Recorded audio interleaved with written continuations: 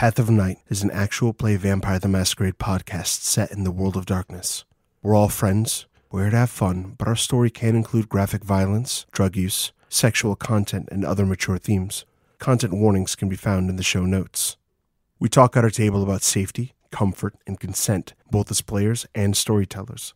We know what to expect, we're all excited to be here, and we want you to feel the same. So listener discretion is advised. Now, let's walk the path of night.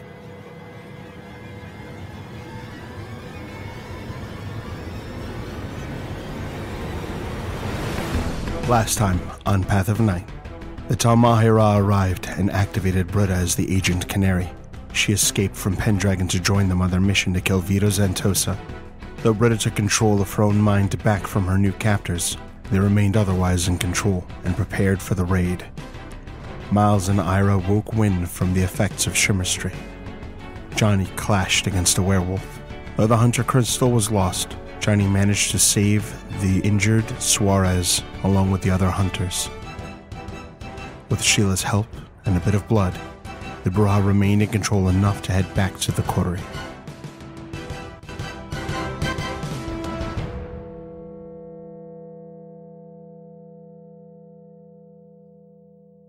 Britta, usually, ever since you've become kindred, the rest you experience during the day offers little comfort, nothing like a good night's sleep used to do as a human.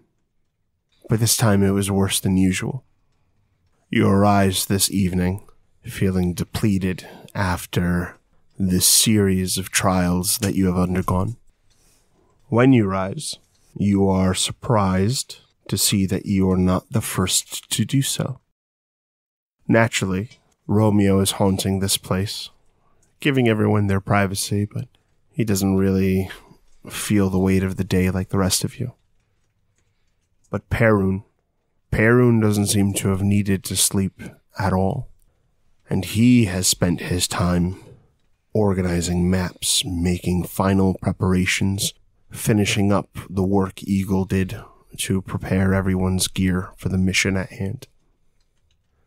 And as each of you file into the meeting space of your haven, he is ready to go. It's been a long time since Britta has slept in her own sleeping bag, but recontextualizing it with its intended purpose, sleeping behind the bar and watching people kind of come out from where they would go. And there's a sense of practice in it. They've done this before and they remember it, right? Yep. So it makes it feel even less like hers. But Britta rises and goes over to start investigating the maps and see if she can memorize some of these details, see what they refer to.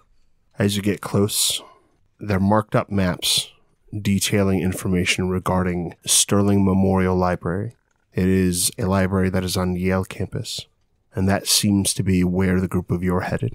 Are there other things there beyond maps? You do see some notes. It looks like it's notes largely from the Nosferatu, detailing some of the activities of the Tremere there, and not that these notes were prepared for the benefit of the Talmahira, more like this is intercepted information, and they have pieced together some of the identities of the what are called acolytes and apprentices that reside there. You're quickly getting the impression that you're about to perform a hit on New Haven's Tremere chantry. And then you see the profile on the Zantosa family. Britta picks it up and starts reading. As you look through it, there seems to be some sort of discussion on it about events that took place during the Anarch Revolt. That a group who would later become known as the Black Hand, not the same Black Hand, was involved in orchestrating a strike to support the Tzimisce in betraying their clan founder. The notes specify that this Black Hand... I'm imagining Britta's confusion, and I'm trying to think how she takes in that separation. You find yourself thinking a bit about Johnny's sire. Like, yes. Okay. And In it, there is an assassination that is performed on the Zemisi antediluvian. But in these notes, you find that there is a great deal of uncertainty. A name, Lombok, is mentioned more than once.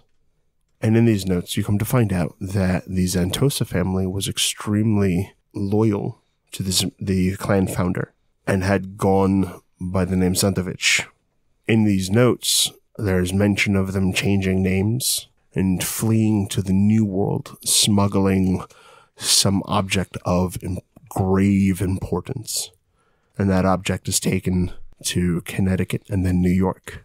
You get the impression that a certain Zantosa is a remaining member of the group that smuggled this thing. Is there any indication of this object's dimensions or qualities? There is not. Okay. As you read through, Perrin actually sits next to you. Britta looks over, a bit of curiosity automatic at the fact that he didn't seem to have to sleep. She's not familiar with how that could even be true for kindred. But she doesn't really clarify that she's very focused on these notes, trying to figure out, sort of flipping between options. As she would intake information about the Zantosa family and their history with Zemisi, she would then look over to the Tremere Chantry and trying to do the mental math in her head. That's probably when she looks up and catches him. It was believed that with the destruction of the Ancient, that through the well-placed strike, we would be free of the disease, but it found a way to live on. There are those who think that this is some sort of gift, that it is something that can be leveraged for power, but they are wrong. It is damnation manifest. When you say damnation, what do you mean by that?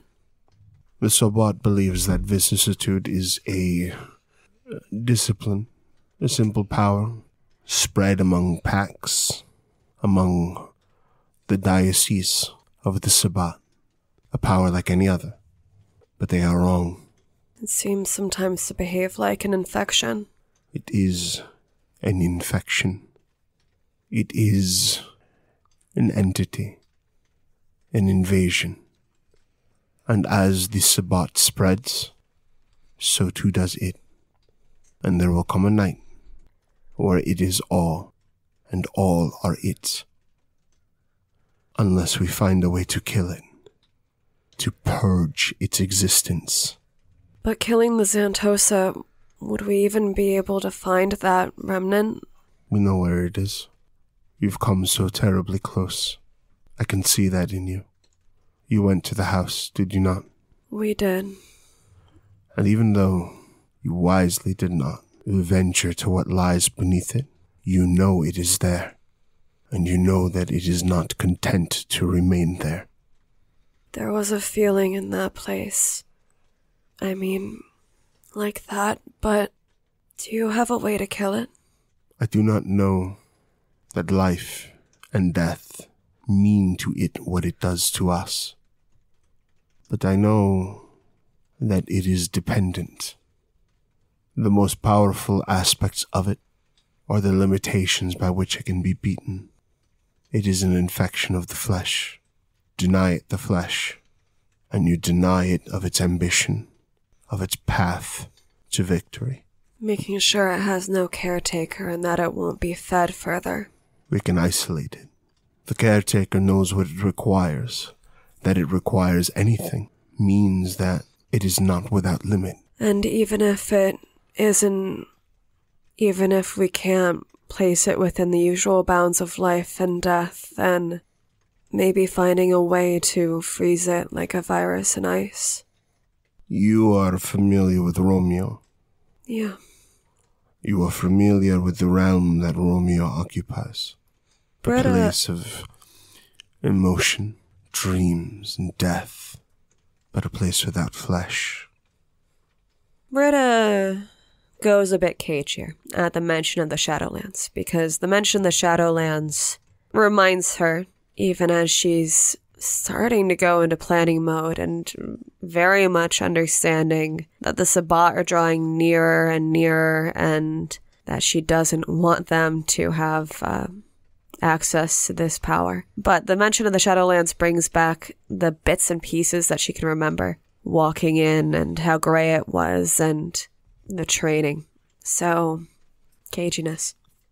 The second the muscles in your body tense, the second there is even the most subtle display of potential action, Eagle, the ebony-skinned Assamite, who is a member of this column, can be seen right beside Perun, resting a hand on his shoulder, indicating that the two are very close, and he simply watches you. An unspoken warning that your unaffirmed loyalty is noticed, and that he is very protective of Perun. Britta doesn't hide the mixture of feelings at that, because one of the few things she can remember about Eagle is him protecting her during training. At least from greater harms, she can't pin down details or that kind of thing, but that was one of the sensations that she felt looking around the room and hearing everyone's name. So she looks up at Eagle, not really hiding the experience of conflict that she's having. But she's not moving either to cause harm, she's just in her feelings about it. So you really think that would fix it, bringing it to the Shadowlands? I do not know for sure. But I know that if nothing is tried, if we do nothing, it'll just get worse. There's a quiet moment, and Shrike enters the group, gives a wave. Evening, folks. I think we're ready to go, right? Eagle gives a nod. You have the chantry. This is the location you think for it? Shrike speaks up. We're heading under the chantry. They are very well defended, and I imagine I couldn't get Vito out of the chantry, but summoning him worked before. Britta is back to trying to pull emotion back in. Something about Shrike is making her... She emotionally does not know what to do with him. It doesn't make sense to her that, he's so flippant in some ways. In most ways, as far as she's seen so far. Virtually every. And, as an itchiness of that reminding her of Miles, making her, frustrated and how much she misses her coterie. But as well, it's just so anti-resonant. The flippancy between, her not being able to place what their rapport or anything, or she does not know their connection, and so this reaction makes her want to close back up. Where she was willing to show Eagle, her internal state, that willingness does not seem to extend to Shrike. But in this moment, she is hoping to angle the Tremere away from harm. That's what she's looking towards. Shrike smiles. And it is a very disarming smile that almost confirms your concern about the sort of threat the man is. And he says to you, the Tremere make the same mistake that many, many, many others do. And that is they fill their homes with so many security measures that they start getting in the way of each other. And the truth is, the place is sealed like a vault. It's got every trick that they can manage. And that's great. That works for us. It helps. You see, the Tremere are... I don't know if lazy is the right word, but they're so engrossed with their studies that they prefer to have others do the remedial tasks that their homes require done. And that means that they have acolytes, mortals, ghouls who run their errands, perform some security details, all of these little odds and ends that keep the business running. So, the trick about getting into a chantry is learning about all the little places that the people in the chantry need to get their occult paraphernalia, their ritual components, their blood. Things got complicated, and we never really got the opportunity to insert you guys the way we would have preferred, but I know some of their acolytes. And so long as the acolytes in the chantry, we don't need to worry about getting through Tremere blue ribbon magic tricks, or whether or not our target can't escape the room or whatever he's trapped in. All we need is one of their acolytes that we know inside on the other side of their defenses. And that's where the summon trick comes in. Britta glances at Romeo if he's visible at the mention of, well, it wasn't how he wanted. She can't tell if Romeo might know what he means by that. Not that a glance would give her much information, but... Romeo gives a look like he understands what he's referring to. So, we get into position. I summon the acolyte. The acolyte opens the door. Now, I don't know how much we're going to need the acolyte once he's opened the door, but up until that point, he's quite useful. There's no need to kill him. He gives you a look. Britta knows when she says it that there's arguments, and she's not saying it with confidence. All right, Agent, lay it on me. What advantage do we get by the acolyte wandering off to get help? Or maybe we can take the acolyte in with us as a hostage and render one of our own teammates useless while we try to get the job done. Britta doesn't actually have an argument. She knew when she said it that it was... Yeah. She's hoping to come up with an answer, but she doesn't have one. So she looks down, but her jaw's tight. So here's my suggestion, right? Drink him dry. He goes out, probably the happiest he's ever been. And he doesn't have to be a Tremere someday. A double win. Britta makes a couple calculations internally, but gives a tight nod. All the highlights of the guy's life are behind him. Be the last good thing. The nod is not for Shrike's sense of humor. Well, he seems convinced.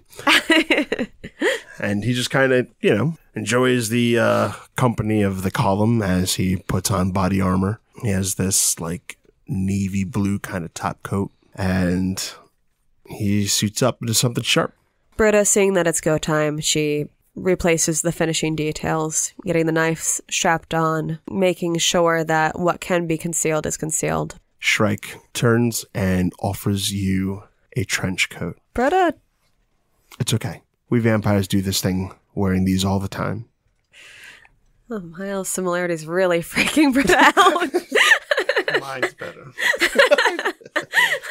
Somewhere across New Haven, Miles is incensed. I think there's this odd pause, but Britta does, with a bit of a stiff nod, take the trench coat.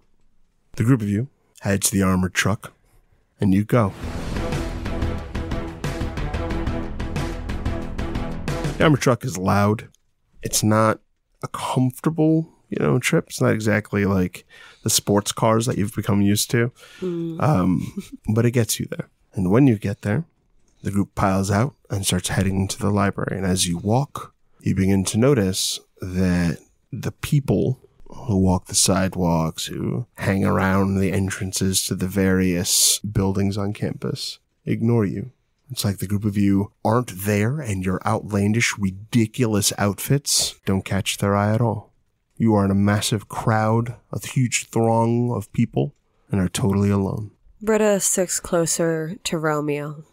If she can't, if he seems there and gone in the way that wraiths sometimes are, she'll, I guess, move a bit closer to Perun. But weirdly, in this moment of transition, she's getting very caught up in the fact that she can observe people like this. It seems so human to just walk around these people who can't even see her, and makes the contrasts worse. But she's keeping a wide eye out.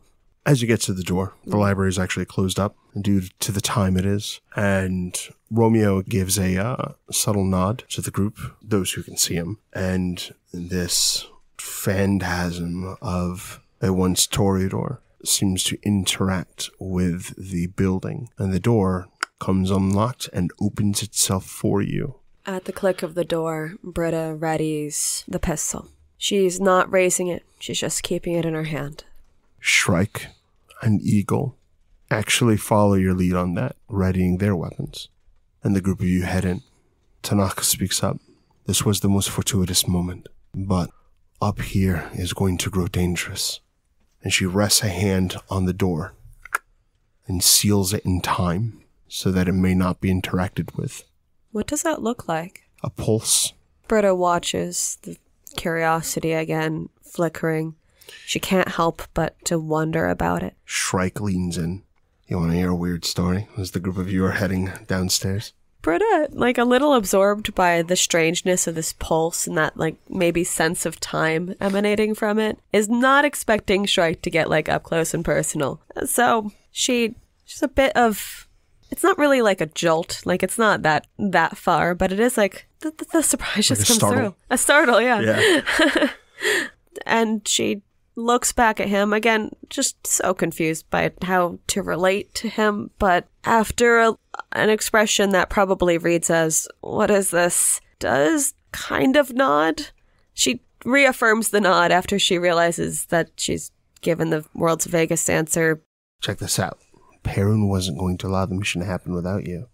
You see, Eagle has these divination rituals where he basically smokes a bunch of Khalif and finds out what's going to happen. Right? You know what Khalif is. Yeah. You know what Khalif is? You know, yeah, okay. So he uses that, and he knows two things about what's about to go down. One is that the entire city is not going to give a crap about what happens to this building for the next night, because there is a no-shit lupine attack that is right about to go down. Britta looks extremely concerned at the idea of a lupine. She knows how bad that goes, and her brain's going to the killing spree, as they have a history of doing that. Oh yeah, lupine here, in a city. It's going to be insane. Empathy? What, is he doing that? He seems very excited about this werewolf being placed. He seems like he might have had a hand in that. Roll empathy. Empathy what? Perception. Difficulty? He's pretty good. 8. What do 10s do again? They count as 2 because you have a spec. So that would be a 3, even if he's pretty good. He's pretty good, but you know his type at this point. He is not responsible for it. However, just as you are drawn to beautiful art, as you are drawn to stunningly crafted jewelry, he is drawn to carnage and pain and suffering. And he has an idea of just how bad it can be when a lupine shows up. And he's just kind of looking forward to seeing the aftermath. He doesn't care at all who gets hurt. He's just happy someone is. Britta tracks that and tries to conceal her own reaction. Oh yeah, the other one. Apparently we don't stand a chance unless you're on the team. So I was wondering if maybe you had a story for me. Because you're good, but you're not that good. No offense. It's not like I remember to correct you. So story.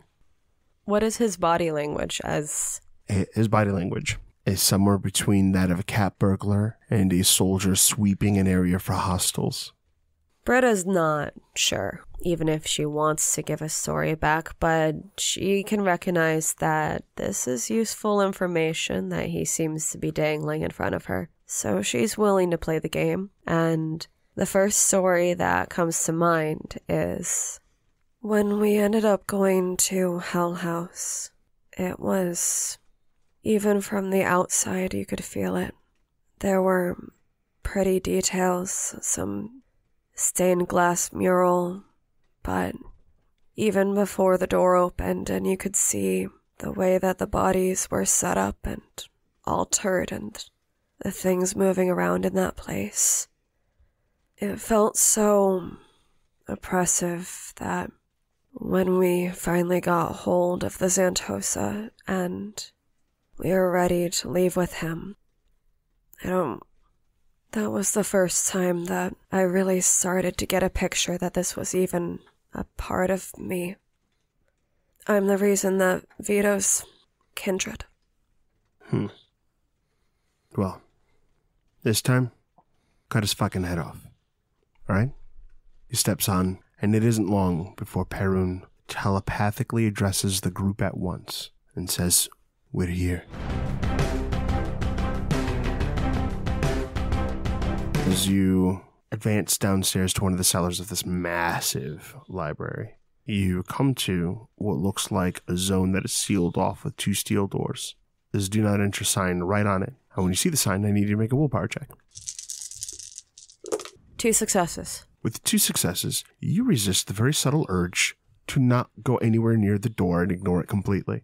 As you guys draw in, You notice that there are cameras that watch the door, and with a flick of the wrist, Perun envelops their lens with darkness. We don't have a lot of time before they notice that. Acolyte's on the way. Britta has a good amount of academics, and this being a library, what is this meant to look like? A book vault? Roll me an intelligence academics. One success. With one success, you know Sterling Memorial Library, recalling that you've researched this place before, has underground tunnels that connect it to other locations on campus. And supposedly the purpose of these tunnels is actually to move steam and should be filled with pipes and be completely useless in terms of travel. And those doors probably just grant access to the useless space that definitely has nothing to do with the kindred. Well, those dots do feel pretty connected. Britta will start to investigate the door. She's not going to touch it, but she can feel that there's that sense of repulsion, and there's a stupid sliver of hope that if she could figure out the puzzle that maybe they can get in before the acolyte, but she knows that this is a last-ditch effort. As you approach the door, the rest of them stack up off to the side, letting you be point on this. And you examine the door, and it just looks like a locked double door entrance to some sort of massive tunnel system. I have gloves on. I'll try tracing a finger to it. You examine. No harm comes to you, but it is locked. A little bit of larceny, and try and fiddle with it. You have enough time for one roll. As you go to fiddle with it, you do notice that the lock is incredibly intricate. Dex larceny, difficulty 9. Spend a willpower. Okay. 4 successes. Okay. With expert skill, you pick the lock. Eagle raises a hand and helps you to open the door, and now the door makes no sound. Britta is inclined to try to move in. She's hoping that maybe if they go fast enough, that means the acolyte's not necessary. This is her hope. As the group of you make your way in, and upon reaching the other side of the door, you find yourself concealed under a cloak of shadows that renders the group invisible, just as the acolyte arrives. A sinking feeling, but... The acolyte looks confused for a moment, and Shrike reveals himself, completing the summons. Shrike looks towards you, and kind of tilts his head. Hey, guy. He's not directing the guy to, open any second lock or anything? Nope, he's greeting the guy and buying you a moment to jump him. Britta does hesitate. She is trying to think of a way not to, but all she can think about is that bloodlust she heard in Shrike earlier. She's terrified that if she... The thought crosses her mind to try and dread-gaze him, the acolyte. But she's afraid if she makes him run that it'll be worse. So, ashamed, she goes to pull him in for the kiss. Okay. Dex plus brawl. You have surprise. But I have no brawl. Roll Dex plus stealth. That's better. Does the spec graceful count? It does. 6 successes. 2 is 4. 2 successes will carry over into your attack roll. And you have 2 dice from trying to grab him from behind. So you're going to roll just your Dex plus celerity plus 4 dice. Just. But then you're going to have it, because you want to grapple, bite. She's splitting her die pool, basically.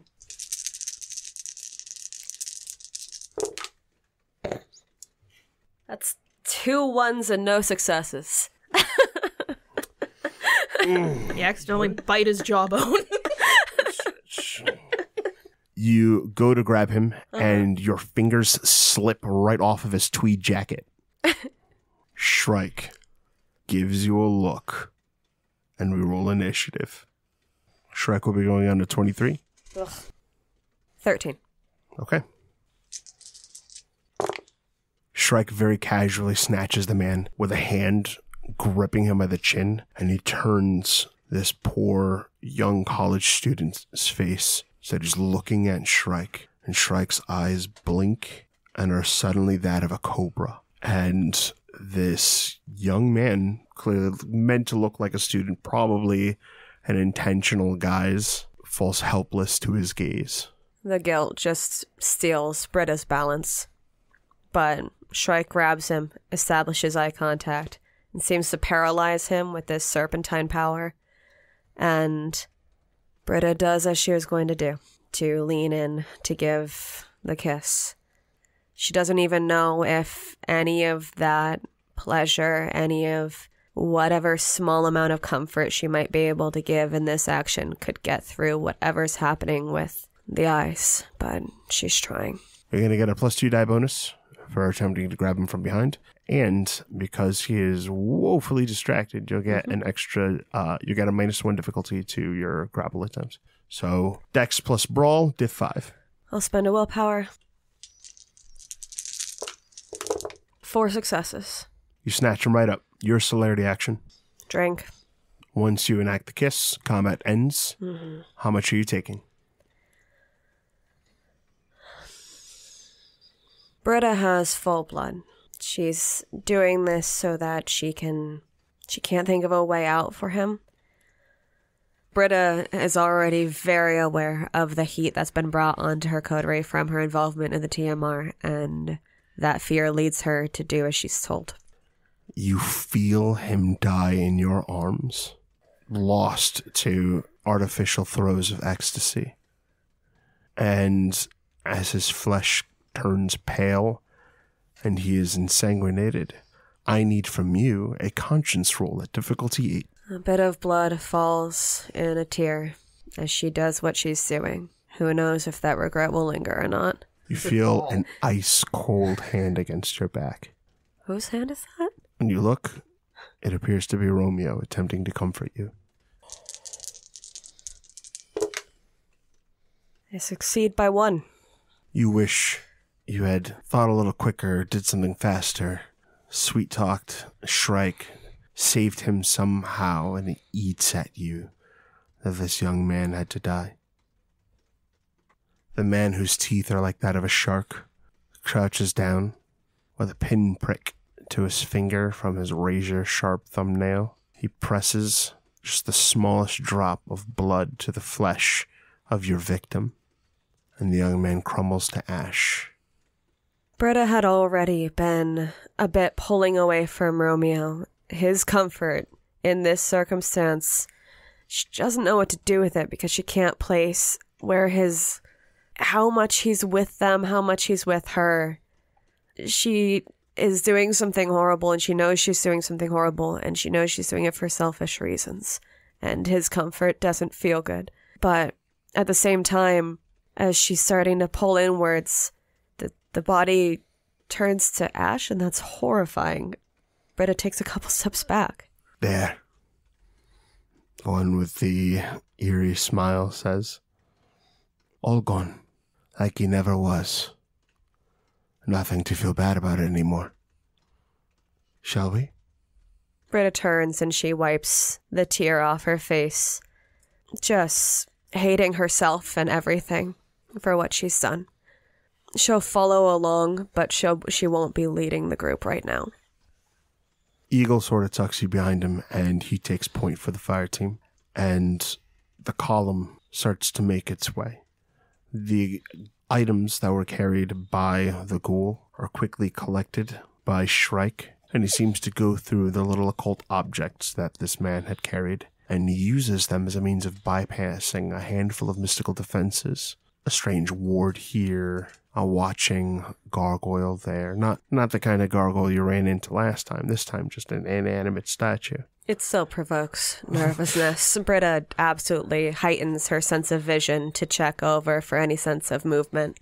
But eventually, as you travel down this tunnel, you come to a point where you start to recognize the fungus that was outside of Wynn's home. Is it growing organically, or has it been planted places? It has not been planted places. It looks like there are just veins of this orangey, spongy, fleshy fungus. Does it look like the Tremere have tried to get rid of it? It doesn't appear that they've noticed anything about it. It's very subtle, and it's your heightened senses that reveal it to you. That processes that she can see that based on that choice. Is Eagle moving in the same direction as the fungus? Yes. Britta is going to keep a specific lookout where the fungus leads. We seem to be following in the same direction for now, but I want to keep an eye out for, firstly, how anything here is affected by the fungus. I've seen what it does in nature, and being able to see how it affects the chantry, maybe magical items within the chantry, and if it might have insight into what's going on at Hell House, because Britta associates that fungus with, well, what had happened with the Weeping Bear. She has not seen it generally around Vito himself. So she is doing the math on, is this something that she hasn't noticed when Vito has had a presence somewhere? Or has he been able to bring some element or some additional creature? That sort of mindset. You see it, Perrin says to you. Yes, I've seen it before, but not around Vito. Eagle raises a fist, signaling for the group to hold. Britta does. As you peer in, you can listen to the acolytes monitoring the situation. Heighten my hearing for that. They seem to be discussing the section of the chantry that is currently sealed off, and seem to indicate that they are attempting to gather what information they can from it, but the chantry is to be closed within the next few weeks. By context of their discussion and sort of the way that they might glance around the space, does that appear to be the same section of the chantry that the fungus is leading towards? Likely, yes. Okay. How many voices are there? 3. Are we still obfuscated? No. What is the purpose of this room? What kind of items are here? So right now, you are kind of around the corner from the entrance to a main space. This area, it looks like they can monitor it. It looks like it kind of takes an L shape and leads into this room that you can't quite see very well into. But it looks like, from what you can make out, like a foyer. Like a main entrance to some sort of like, honestly, what would be like some sort of like very like nice, almost mansion-esque location. But it looks like it's kind of this, that they use it as almost like a waiting room at a doctor's office before anyone kind of gets let into the main areas where work is done. Does their conversation seem near a conclusion? It does. The conversation starts to take a turn towards looking for someone named Scott, who sort of abruptly left in the middle of the conversation. Britta swallows down the feelings that she can't suppress. She's hoping that search will lead them away. She's of the mind to wait the conversation out and see if they will just go. You see one of them collects an SMG from a locker, and with an SMG kind of hanging on a sling and a wand in their hand, they start making their way to the hall where you guys are. Has Britta seen Tremere wands before? May well be the first time you ever see someone literally pull a wand. Well, there's just a flicker of confusion. This isn't someone I recognize. I mean, none of the Tremere really are showing up much at court. The Tremere don't usually make a very strong presence at court. So absolutely not someone who I would know their name or anything of that nature. Is Eagle the one who has been obfuscating us? Yes. Does he look like he'll do it again? He looks like he's willing to, but he's so very skilled at stealth that he's not going to exert it unless someone feels they particularly need it. I am curious as to how the first level of obfuscate works. If you stay still, you're invisible. Then I am inclined to stay still and be invisible. Okay. The first acolyte, well, second, jogs past with a wand and SMG. The other 2 remain in there. As that person takes off, members of the team start slipping in. At this point, as they enter that main foyer area, that is when the obfuscate starts going into effect. And this time, it seems to be Eagle and Shrike who drop the next 2. Britta, using what Neil had given her, the small amount of knowledge that and access to obfuscation that she has, had in her guilt genuinely had the naive hope that they would be using that obfuscate to slip past and not do what they just did. And she just feels that guilt just feels worse as she realizes how unlikely that thought had been. When the 2 of them make the kill, it's quick. They drain them dry. Shrike does not seem fazed by the act. However, Eagle seems to intone some unspoken, like, prayer, like he's mouthing words. And it's almost as though he is apologizing for some sin. But the body language and the way he intones it is like a prayer for prey. More like saying thanks for what has been given than saying sorry for what has been taken. Like an apology that we met in such a way. But thank you for, like, fueling the work that I must do. Yeah. That stifles the urge towards sympathy she has for Eagle at first. For a split second, she almost starts stepping forward to, she doesn't even know what. The idea of trying to give some amount of comfort to someone that she is being dragged into the circumstance with is a bit ridiculous as the step falters, but hearing it. You can definitely tell he is certainly aware that what he is doing is wrong. But he seems to feel that what you are attempting to do here makes those sins acceptable. That inclines Britta to speed back up and go more towards the section that they were speaking about. Not to rush, but again, that pale hope that maybe the quicker that they're in and out, the fewer lives will have to go for this. Phantom, again, is very careful to reduce the bodies that are left to ash. Once they have confirmation that they're through the magical defenses that have been placed, that is when the team starts to split up. Perun gestures for Eagle and Shrike to start locating the Tremere and begin removing them. Tanaka and him look to you. While the two of them are off, searching for Tremere, removing obstacles. We need to find Vito quickly. The tunnel system here covers a great deal of the campus. Our time will be limited because once the clan is alerted that one of their chantries has been sacked, they will move to defend it. Then let's keep following the trail. He gives a nod. As he does, Phantom starts to peruse through the remains or ash that was left behind and what they were looking at in this room before the group of you crashed in. And this foyer space strangely has a very small stockpile of ritual components, weapons, things that they've been collecting from other areas of the chantry. You're kind of getting the impression that the Tremere do not expect to be able to hold this location for long. Is there any repeating theme in what Phantom is looking at? Like maybe something was particularly protective? Phantom will actually kind of point it out. There is an entire wing of this subterranean chantry that has been completely sealed off. I expect you will find him there. Britta is tight in her posture, but she just nods and looks to the other two to follow. Phantom and Romeo seem to stay put and seem more interested in securing this location. And Romeo, exercising whatever strange wraithly abilities he possesses, seems to haunt this space, seizing control of it. Perun gestures to you and the three start heading down the wing. Britta will not be dropping the auspicious enhancements to her eyesight and to her hearing.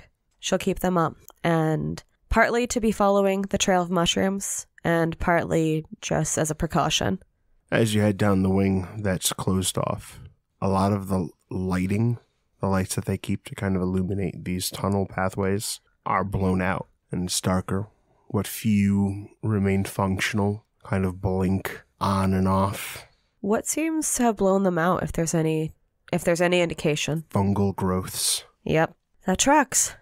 Eventually, you get to this very heavy looking security door. And the security door is slick and ruddy and has this kind of orangey tinge. Does it smell like blood? Orangey. Smells like meat. Meat.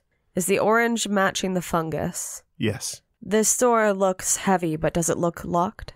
It does appear to be quite locked down. Britta is going to stealthily approach the door, keeping her hearing very focused on the other side, in case there's some sign of movement that she could translate as a hint. As you listen to the other side, you hear groans of pain. Do they sound like they belong to Vito? Anyone else? You don't recognize that as Vito's voice. Okay. So, Britta is going to give unlocking the door a go. It is a Dex plus Larceny at a difficulty of 9.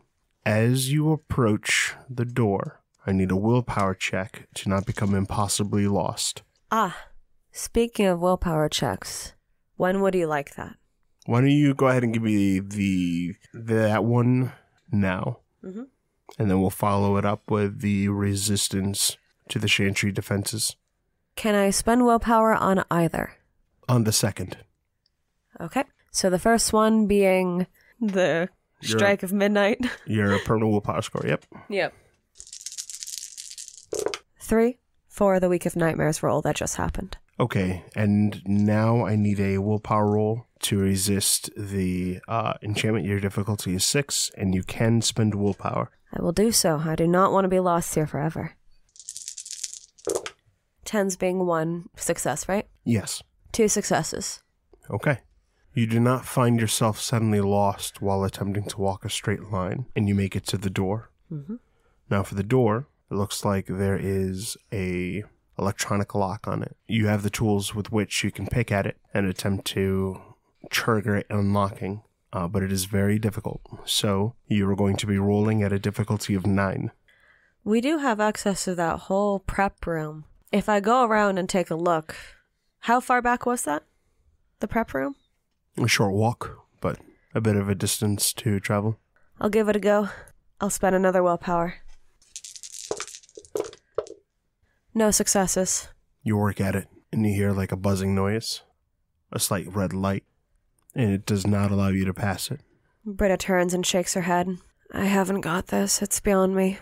He looks to Tanakh. We are going to have to force the door. And he looks a little concerned when he says that. She approaches the door and gently shoves it off its hinge, and the big steel door collapses to the ground in front of you. And on the other side of that door, there are no working lights, but it stinks. It smells like infected flesh. The walls are runny with mucus and pus. Against the wall across from the door, you see the source of those groans, a Tremere, one of the ones who was even present when the killing spree first arrived to New Haven, and they are caked against the wall. It is conscious, blood pumps through it, but it is connected to this complex network that runs the walls, the ceilings, the floor, of fungus that is spread through the area like veins, like the nerves of a thing. This being a chantry, there's probably at least candles within reach for illumination, or is that a wrong assumption? Britta looks. When you look in the area, you see a lot of wet, sloppy boxes, and within were ritual components, old reports, books, what have you. It looks like this area they were trying to pack it up and pull out, but it was overrun before they could finish. Among those things, you do find a candle. Any way to light it? Okay. Britta will hold on to that for now. She's not going to light it at this moment, but she's hoping to stick to stealth even through this.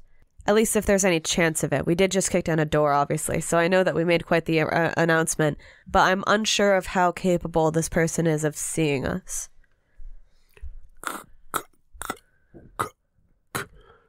Whoever it is tries to communicate with you. Britta approaches. Britta would like to make a medicine throw to see what's going on, if he might be missing a tongue, or... Give me an intelligence medicine. Your difficulty is 5.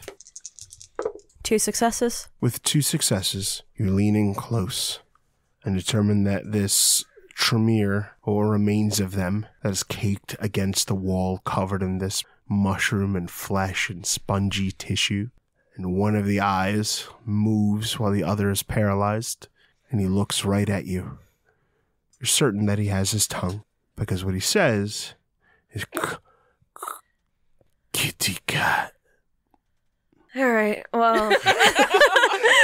Becca sounds so tired. Initiative? I don't. Kitten. Does it sound like Vito's voice? No. Oh, But the not cadence- initiative. But the cadence is right. Those are not his vocal cords, but he's using them. Looking him over, if I speak to him and say, "Are you yourself?" Trying to test how much of this person is left. Kitten. Britta is reviled by what's happened to this person, and certainly disquieted by this, but is going to light her candle now, getting ready to go deeper in. You light the candle. You have a look around and realize that there is a doorway to each side. The fungal presence is worse both ways, but more importantly, you realize that you're alone. On that realization, she looks back towards where the steel door was kicked in, trying to figure out what has happened to the other two. They seem missing. I will attempt to call out for them. You wait for a response, and all you hear behind you, kitten, but nothing from them. For the pure sake of trying to figure out this new horror, Britta is going to walk towards the steel door, the one that she came from. Just see if it works. She's been trapped in too many time loops lately to not give that a go. You make it to the doorway, and the only thing that is unusual is that this fungus seems to grow so rapidly that while you are working on other things, veins of it have already expanded through the now open doorway. I'll try calling out the names again and see what happens, just in case they left. You call out, and the only thing this time you hear is your voice echoing in the tunnel. Britta tightens her grip on the pistol in her hand, and keeping the candle upright, still, make sure to place the knife in that same hand as the candle. Heads on in. And then there's a choice between the two paths, kind of a left or right situation. Yes, there is. Is there any identifying information about left or right? To the left, there is the light of kind of one of those blinking fluorescent lights from down here. The other way is just pitch black. And it's equally fungusified? Oh, yes. All right. Let's go into the dark.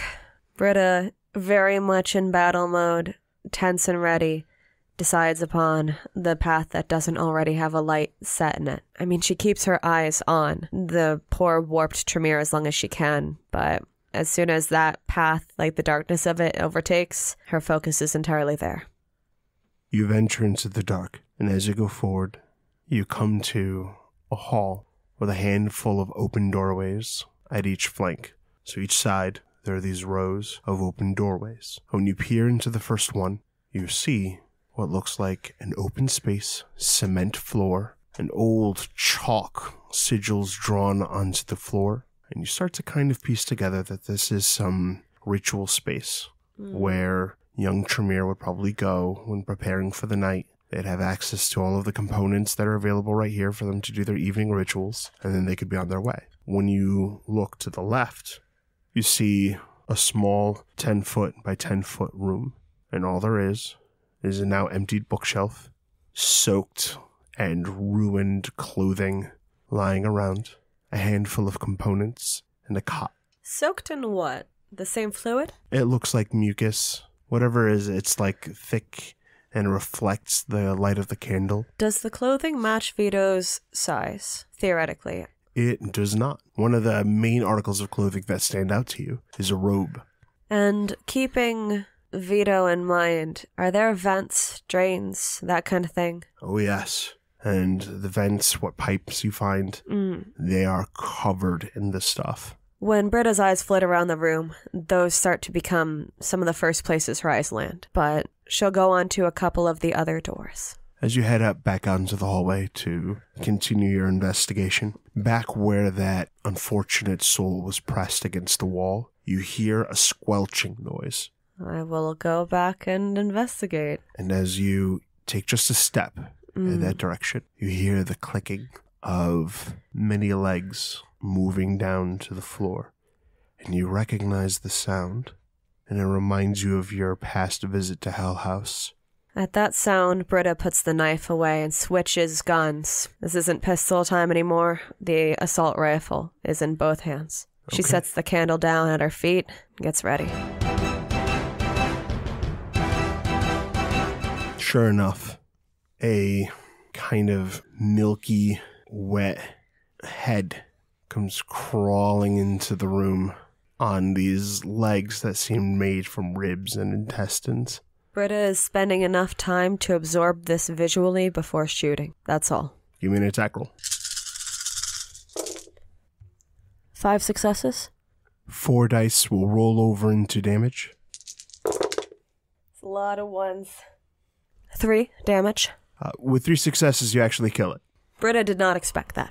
Britta was really prepared for the horse, and she remains so as they're to come. It makes a coconut cracking noise, and inside you just see chunks of this fungus that seems to have overrun and rotted the brain out. Is that the tremere, the one that had been caked against the wall? Oh, yes.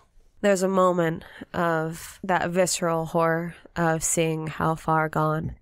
As you take that moment, you notice that the fungus and the veins and the flesh and this viscous whatever it is growing very rapidly. I can see it now. And you can now see that it has grown along in the direction of the trail you have walked and the way that a plant grows toward the sun. It's following my steps. Yes, like this fungus, it can't move, it can't grab you, but you know for certain that it hungers for your blood. Britta's not convinced by the narration that it can't grab her, so she's gonna go ahead and keep moving once she's taken this thing out. I'll try going back to that hallway with the other doors, if there are doors that I haven't looked into. There are, and as you look in through some of the doors, you can see apprentices, Tremere, bound to the bed, having grown into the wall, the floor. It's like, over the course of a day, this fungus grew rampant through this place, and as they slept, it took them. Britta can feel that sort of shaking coldness that in a human usually accompanies a heart thumping and that kind of terror, but in this body it's just this strange sensation of where it should be. How many Tremere am I looking at? In this area, Yes. you count 3 in all, including that first one they had to shoot in the head. And they look similarly degraded. Yes. I'm shooting them. Okay. Effectively, when Britta intends to shoot, she'll set the candle down so as not to be trying to shoot this with one hand.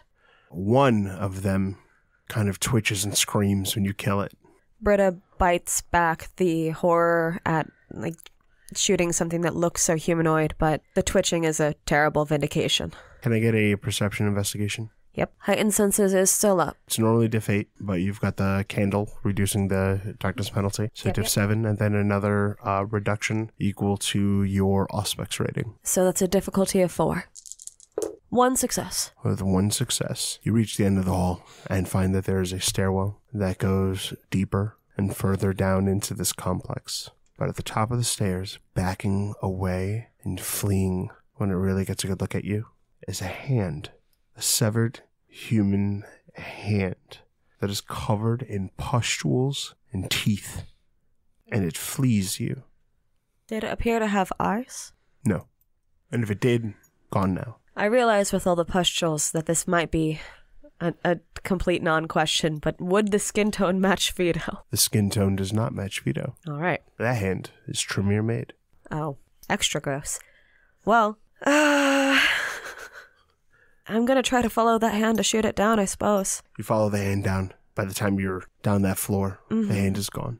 Well, I've ended up here anyway, so a lift of the candle. What you see around before you is a vault that is sealed, but it doesn't seem hermetically sealed anymore, as area around it has kind of overgrown with this fungus. There are windowed lab spaces, and within one, you see this thing that looks like an imp. It is very, very small, maybe a foot tall, and this very kind of sick withered homunculus kind of looks and seems confused that there's anyone even here. And it seems to already be showing signs of infection, but is hiding in one of the lab rooms that don't have very much in the way of these veins and tendrils of flesh. Does it look like the gargoyle? It definitely looks like a creature that was created through the use of hermetic thaumaturgy. It looks like a little magical thing, but the little magical thing does not seem overly resistant to whatever it is that's spreading through here. Britta, her eyes scanning over what's happened to it and the way that it's hiding, tries to say, hey, just to see if it can respond. It makes a confusing sound and turns behind it. And behind some of these boxes that had been arranged, again, to pack up and move out of the space, you see a familiar face as Reese reveals himself. On absolute reflex, Britta's next reflex is to say, hey, again, just out of pure shock, but does he look infected? He does not. What the hell are you doing here? He seems irritated that you have involved yourself in this. Britta doubles over his appearance, deeply confused and surprised that he seems okay. He seems haggard and like he's having a rough go at it, but seems to have locked this little room that he's in down. You can hear him largely because of heightened senses. The glass between you muffles a great deal. Miss Cerise, you're not safe here. And why might that be? He says sarcastically, gesturing to the apocalypse that the two of you are standing in. No, I mean, all of this, it's getting cleared out. Is your coterie here? Has Miles deemed necessary to insult the Tremere further? He talks to you, but like he's very quickly packing up some information and is like filling this like leather kind of messenger bag up. Britta looks around again. Are there signs of more dead in here? In the room that he is in, no. But there are definitely bodies that are overgrown. Monsters made in service to the Tremere that are infected and transformed. One of the labs has something big kind of just brooding and pacing in it. It doesn't seem to have the sensory organs necessary to detect you, but it is big and moves. Miss Cerise, how many people have died here?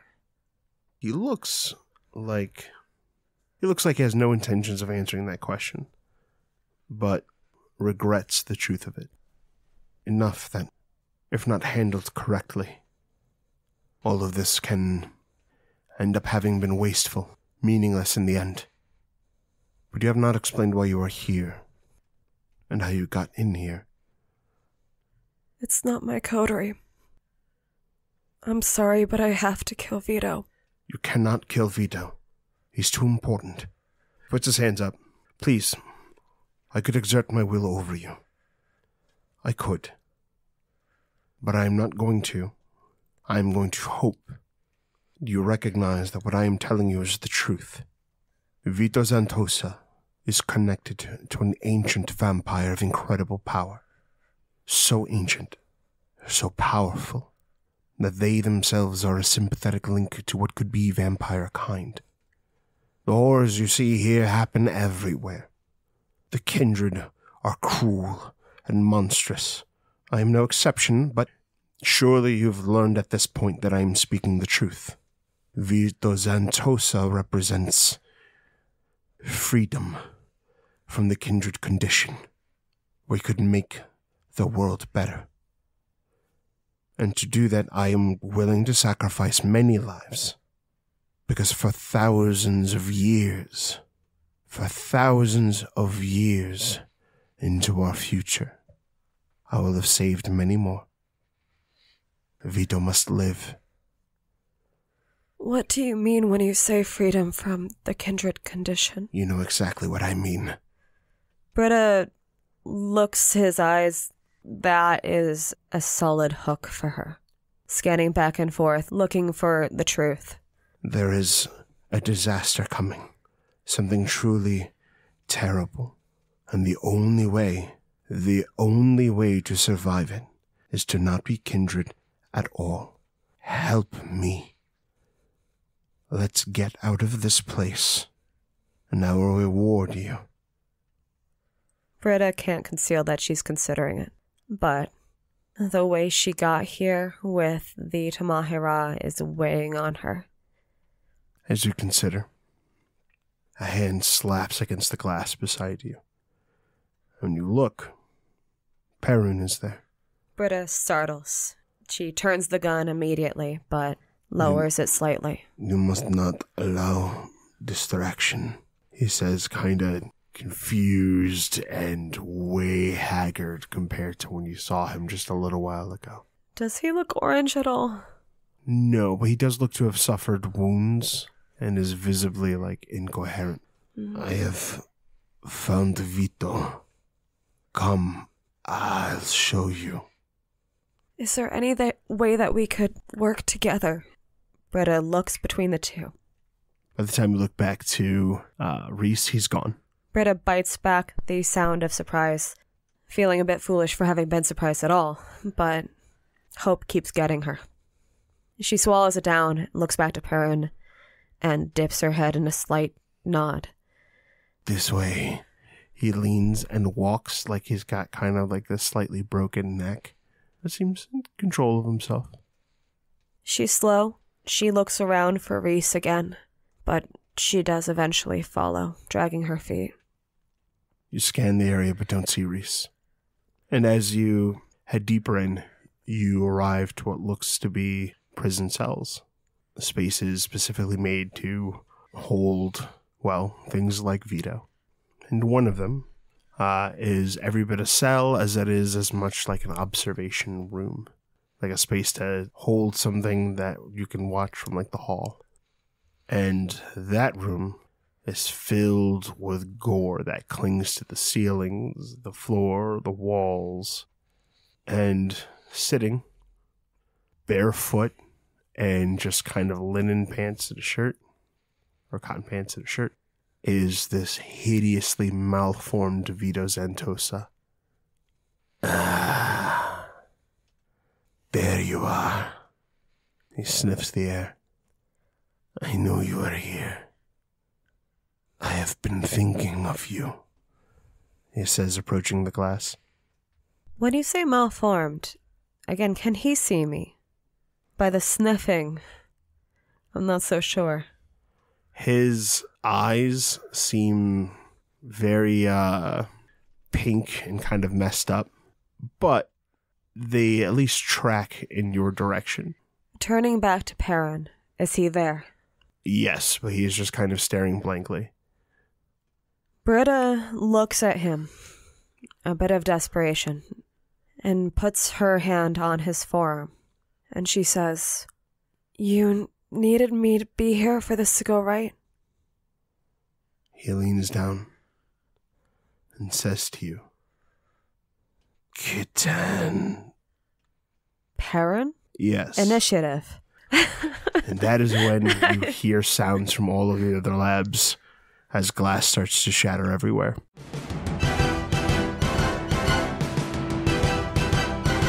Ira, Miles, and Wynn. The three of you are gathered at Miles's office, just as he's sort of determining what to replace the bust with so that he has something occupying that now empty space. And it's just the three of you kind of recovering from whatever it was that Wynn experienced. Wynn didn't think to gather clothes before she left. She grabbed what was important to her, which was basically her books, any little tchotchkes she'd brought, her dad's gun, which more of a teddy bear at this point than an actual functioning firearm for her. But she kind of, once they get up in the office, she kind of puts her bag down and looks to Miles. You don't happen to have, any extra clothes here, do you? For you in your size? Yes, I do. I was going to take anything from anywhere, but I shouldn't be surprised. Yeah, no. I have it for just about every one of you, about 2 sets worth. Ira cracks half a smile and shows a lot of forethought, Your Grace. We get into a lot of fights. He's a learning robot. Yeah, does that happen a lot around here? The Professional curiosity, what did happen? If you don't mind sharing. I don't mind sharing, but Miles, clothes where? So, yeah. He goes over to a closet. He grabs, like, essentially a package of clothing that is still with tags and whatnot. And is like, here you go. Should be your exact size. Wynn just kind of takes it. Thank you. And she just actually goes into the closet and shuts the door behind her and starts talking. As soon as she's out of sight, Ira cocks a thumb at the closet she just walked into and mouths, "Is that normal?" Miles just nods his head and goes over to his desk and shakes his head a little bit and listens. So I had come back from looking for Kabir. Something's fucking with me and my ability to track him. I would follow his trail for a while, and then the trail would get kind of hinky, and then I would end up right back at the hotel room. And I can't decide whether that means he's there and I can't see him, or he's fucking with me and doesn't want me to find him, or it's not his choice that I find him or not. So then I figured I should at least be productive in other ways, and so I destroyed the TV for one thing, because I'm sick of hearing about Sri Lanka, because that fucking messed with him too. She comes out of the closet and like pulls her boots on, proceeds to start yanking price tags off. You're supposed to do that before you put them on, but yeah. I was in the dark in a closet. There were priorities. You can't get her new shoes? I won't wear them. Yeah. Ugh. At this point, it's a living habitat, and I would feel bad about killing it. Anyway, so there is no indication in her voice that what she is saying is a joke, but there's no indication that it's not. Just go take you at face value. That's probably a good move. So I took the call from Miles. I literally, hang up seems like the weird word. I pressed the button to disconnect, and then I heard something scraping at the window, and I looked out past the curtain a little bit, and it was dozens of starving kindred with their teeth bared and screaming for Ravana and hunger and Ravana. And then they burst in through the bathroom window and they started clambering over to me, and I tried turning into mist, but they got a hit in on me, and I couldn't, I felt it. It was there. And there was nothing I could do about it. Not to disagree, Sheriff, but evidence says it wasn't there. Bathroom window wasn't broken, and nothing happened to your body. Well, I'm dealing with a fucking Ravnos here, so who the fuck knows? It was real for me. He nods his head like, yeah, that's a fair point. And I know it wasn't real because I wasn't devoured by 20 or 30 hungry whites. So some sort of mental attack of some sort. This goes along with the other weird things we've been hearing about. Who the fuck is Ravana? I'm sorry, I go to you for these questions. I've heard the name in like legends and stuff, but I have no idea what bearing that would have on this now. No, Kabir's the one I would ask. Puts you a step up over, I guess, the rest of us. I mean, I can look into it, but I'm not 100% I would get a clear answer. I mean, your mutual woods friend might be an answer. Raven? Yeah. Where is she? Fuck knows. She's supposed to be local to the area.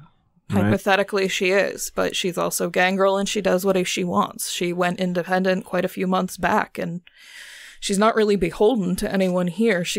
We talk, she answers my messages, apparently if I'm not in a city, but... That puts you, again, a step up over some of the rest of us. I can try and get into contact with her, but I don't... She's dealing with... When kind of puts her... She kind of perches on the edge of the desk and pulls a knee up and kind of puts her hand on her head, and it's just like... She's dealing with larger issues, and I'll be very honest, as long as she's dealing with them, she's not a threat to anyone around here. My understanding from Mr. Giovanni is those larger issues are maybe what you and I need to talk to her about. It's possible. If you can put a word in. He leans up against the wall kind of near where that ashtray was and pulls out the pack of Morleys. Is this still okay with you? Yeah, that's perfectly fine. It's gonna be a common occurrence around here. Wynn kind of pats the pockets for a minute, forgetting their new pants, and then goes into the closet and checks her pants to see if she has a joint. She doesn't. Part of the things I want to do around here is talk to Raven, conclude this business with Mr. Giovanni. What exactly does Mr. Giovanni want to talk to Raven about? You hear one of the heavy doors from down the hall open and close, and the sound of boots come tromping down the hall till there's a loud banging on the door. Come on in. You don't even want to check, see who it is first? Johnny opens the door. Your office, Your Grace. Comes in. He is covered in viscera. His mouth is stained with blood. He still has the revolver in one hand, and he does not look completely hinged. I got some problems. Oh, all right. Who the fuck is this guy? You sure you didn't want to check to see who it was first? Ira says, like, looking at this fucking blood-soaked psychopath who just walked into the prince's office. Well, I generally allow my seneschal in here. Oh. Wynn kind of Right, seneschal. Johnny kind of walks himself through that. Wynn kind of discreetly stands up from the desk, ready to jump between Johnny and Ira if need be. Ira does the little sleight of hand trick and taps the pack, so instead of one, there's two. Morley's poking out the top, and just, well, seneschal, looks like you could use a smoke. Johnny reaches over, pulls a cigarette out. Yeah. Johnny, this is Ira. Ira is a guest of Mr. Giovanni's, and it currently has hospitality in the domain. Welcome. So what are you, member of Clan Giovanni? No, I'm doing a favor for some other people in Clan Tremere for Mr. Giovanni. And there's like a little pop and snap of arc light off of his fingers that goes to the tip of Johnny's cigarette and the tip of his own cigarette, and both Morley's are lit. It's the first fucking practical magic I've seen in this office. I mean, the last guy wasn't known for his magic. Johnny kind of looks down at the cigarette with a sneer, back up to Ira. He looks down, he catches the like sneer, looks down at the cigarette and goes, not Morley's, more of a Newport guy. No, it's my brand. I just, look, I won't hold the Tremere bet against you. He takes a drag. Yeah, that's seems to be common reaction. This court got a problem with what's been going on that's caught. You know what? We can get to that in a bit. Yeah, first day. We will. We might not air any dirty laundry, but we'll see how things go. Since when have I held back? You are sheriff now. Mm-hmm. What does it mean when you shoot a werewolf in the head 3 times with silver bullets and it's not dead? I don't know. The last time we used a knife. Means you should try a knife. Ira looks totally flabbergasted, like just very put together. Nope, full on his face, just like, what the fuck court is this? Miles signals for Johnny to pass the gun over, and I got some more clothes for you in there if you want to change. Johnny kind of looks down at himself and nods, passes the gun over. Hey, maybe like a wet wipe or something. Yeah, there's a bathroom adjoined here. He as he walks over to the bathroom, you guys notice there are very large claw marks opening up the back of his leather jacket. Yeah, Wynn doesn't let that go. You just kind of, Jesus Christ, Johnny, and she grabs him by the shoulder and to get a look and touches the tears. He takes the jacket off and hands it to her, swaps out, pulls off the t-shirt that he's wearing and starts kind of wiping the blood off of himself and goes to change clothes. Well, I got he's in the back of my car. I need a place to bring him or hold. I have no. How do you hold a werewolf? I'm sorry. What? I'm sorry. What? I was gonna kill him, but Sheila convinced me not to. What? One of the hunters is dead. I don't know what the fuck's going on. Wait, what's going? Who's? So we're gonna need a lot more cigarettes. And at that, the phone rings. Path of Night is a Vampire the Masquerade podcast set in the world of darkness. Britta Ashcroft the Toreador was played by Rebecca Steigelfest. Johnny Saxon the Bruja was played by Garrett Gabbey. Miles Davenport the Venture was played by Tim Davis. Neil Foster the Malkavian was played by Rob Muirhead. Wynn Cabot the Gangrel was played by Erika Webb. Your storyteller was Lex Lopez. Recording by Rebecca Steigelfest. This episode edited by Rob Muirhead. The music used in this episode was composed for Path of Night by Brian Matolius. Find him online at brianmatolius.com. Path of Night uses the 20th anniversary edition of Vampire the Masquerade with a few limited house rules. Vampire the Masquerade and the World of Darkness are owned by Paradox Interactive. Make sure to subscribe to us on Spotify, Apple Podcasts, or wherever you get your podcasts. We can be found on YouTube at youtube.com/@pathofnight. You can help support the show on coffee.com/pathofnight. Find us on twitter.com/pathofnightpod, on facebook.com/pathofnightpodcasts, or email us at pathofnightpodcasts@gmail.com. See you next time, kindred. It's not a good day for trying to save NPCs. You have no idea. Yeah, I know. I have no idea, but yeah, I know.